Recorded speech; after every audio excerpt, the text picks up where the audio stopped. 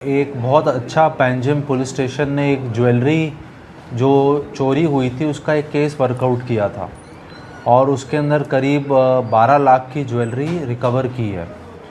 और इसी तरीके से जो पैंजिम पुलिस स्टेशन का जो फोकस है ऑन ये जो घर तोड़ के चोरी कर रहे हैं इस पे कॉन्टीन्यूअस चल रहा है और इसके अंदर एक मेजर इनको सक्सेस मिला है।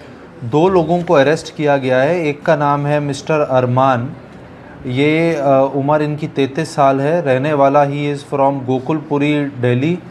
और दूसरा मिस्टर पवन 22 साल उम्र है, ये रहने वाले महाराष्ट्र के हैं और इन दोनों को अरेस्ट किया गया है।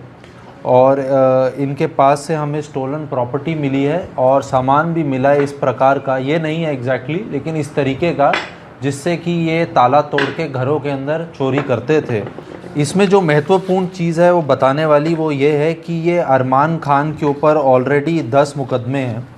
इसमें ये केसेस मुंबई के हैं, बेंगलोर के हैं और दिल्ली के हैं। इसके अलावा इसका ये कहना है कि जो हमारी इनिशियल इंटेरोगेशन में निकल के आया है कि करीब टोटल 25 केसेस इसके ऊपर हैं, उसकी बाकी डिटेल्स हम निकलवा रहे हैं।